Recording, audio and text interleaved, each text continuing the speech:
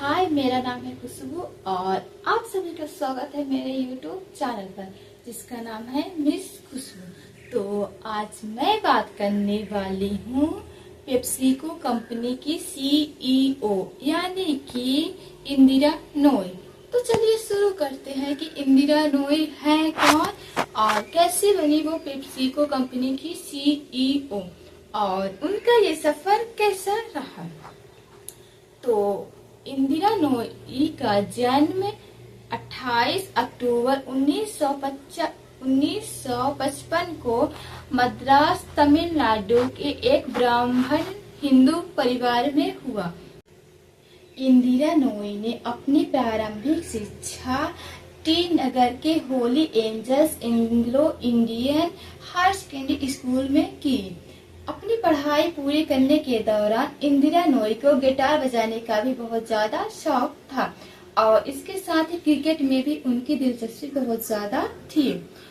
इंदिरा नोई ने 1975 में मद्रास विश्वविद्यालय के मद्रास क्रिश्चियन कॉलेज से फिजिक्स, केमिस्ट्री और मैथ की डिग्री प्राप्त की और फिर वक्त आता है 1978 में नोई को येल स्कूल ऑफ मैनेजमेंट में दाखिला मिल गया और वह फिर संयुक्त राज्य अमेरिका चली गई, जहां उन्होंने वर्ष 1990 में सार्वजनिक और निजी प्रबंध में मास्टर की डिग्री हासिल की। यानी कि इंदिरा नोई पढ़ाई करने के लिए भारत छोड़ अमेरिका चली गई और अच्छी डिग्री भी हासिल कर ली। अब चलिए बात करते हैं कि इंदिरा नोई कैसे पेप्सिको कंपनी की सीईओ बनती हैं। अपनी डिग्री प्राप्त करने के बाद इंदिरा नोई अमेरिका में ही जॉब करने लगी और वो जहां काम करती थी वो पेप्सिको की कंपनी है। काफी साल काम करने के बाद फिर वक्त आता है जब उन्हें पेप्सिको कंपनी की सीईओ बना दिया जाता है। तो चलिए बात करते हैं कि इंदिरा नोई को कौन कौन से पुरस्कार और मान्यता प्राप्त है। जनवरी 2008 में नोई को यानी इंदिरा नोई को यूएस इंडिया बिजनेस काउंसिल की अध्यक्ष चुना गया। नोई के निदेशक संगठन का नेतृत्व करती हैं, जो अमेरिकी उद्योग के विभिन्न वर्गों का प्रतिनिधित्व करने वाले 60% से वरिष्ठ अधिकारियों में से एक है। और फिर इसी साल 2008 में वे अमेरिका एकेडमी ऑफ आर्ट्स एवं साइंसेस की फेलोशिप के लिए चुनी गई। और फिर एक बार इसी साल 2008 में US news and world report द्वारा इंदिरा नोई को अमेरिका के सर्वश्रेष्ठ नेताओं में से एक नामित किया गया था। और वक्त आता है जुलाई 2009 में global supply chain leaders group द्वारा नोई को वर्ष का सीईओ नामित किया गया था। इंदिरा नोई को सन 2009 में एक सलाहकार एजेंसी ब्रेंडन वुड इंटरनेशनल द्वारा इन्हें टॉप गन सीईओ में से एक माना गया था, क्योंकि ये बहुत ही कम वक्त में काफी ऊंचे पद पर चली गई थी अपने मेहनत और काबिलियत की वजह से।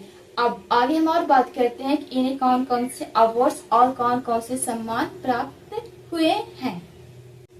इंदिरा नोई को सन 2009 में एक सलाहकार एजेंसी ब्रेंडन वुड इंटरनेशनल द्वारा इन्हें टॉप गन सीईओ में से एक माना गया था, क्योंकि ये बहुत ही कम वक्त में काफी ऊंचे पद पर चली गई थी अपने मेहनत और काबिलियत की वजह से। अब आगे हम और बात करते हैं कि इन्हें कौन कौन से अवार्ड्स और कौन कौन से सम्मान प्राप्त हुए हैं।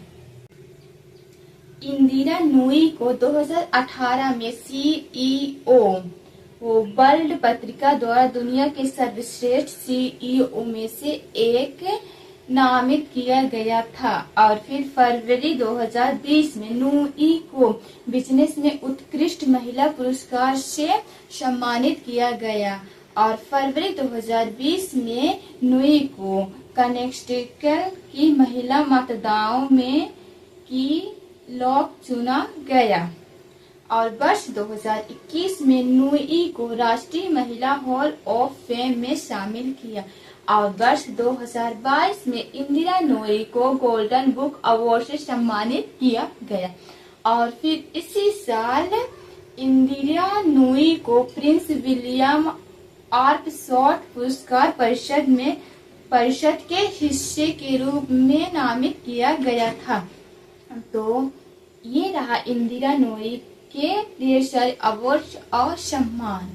तो इंदिरा नूई अपनी मेहनत और काबिलियत की बल से वो पिप्सीक्यू कंपनी की CEO बन गई। अब चलिए बात करते हैं कि उनका यह सफर कैसा रहा। तो कोई भी काम जो चाहे छोटा हो या बड़ा, उसे करने के लिए मेहनत और काबिलियत दोनों लगती है। और इंदिरा नूई का ये सफर काफी ज्यादा कठिनाइयों से भरा था। इसके बावजूद भी वो डटी रही और आगे बढ़ती रही। इसी की वजह से आज वो टॉप लेवल में से गिनी जाती हैं। इसके साथ ही इंदिरा नूई देश की 100 सबसे ज्यादा शक्तिशाली महिलाओं में से एक मानी जाती हैं। उन्होंने एक बुक भी लिखी है। इंदिरा नूई द्वारा लिखी गई पुस्तक का नाम है My Life in Full Work, Family and Our Future. इसके साथ ही इंदिरा नूई लगातार दुनिया की 100 सबसे शक्तिशाली महिलाओं में मशहूर है। 2014 में उन्हें फोर्ब्स की दुनिया की 100 सबसे शक्तिशाली महिलाओं में 13वें नंबर पर रखा गया था। और 2015 और 17 में फॉर्च्यूनर सूची में उन्हें दूसरी सबसे शक्तिशाली महिला का स्थान दिया गया था। तो ये रही इंदिरा नूई की लाइफ।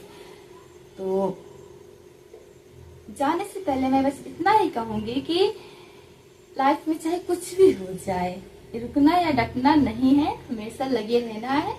और बताना ना भूलें कि आपको यह कहानी कैसी लगी। अच्छी लगी हो तो आप हमें भी अपनी कहानी बता सकते हैं। Bye bye.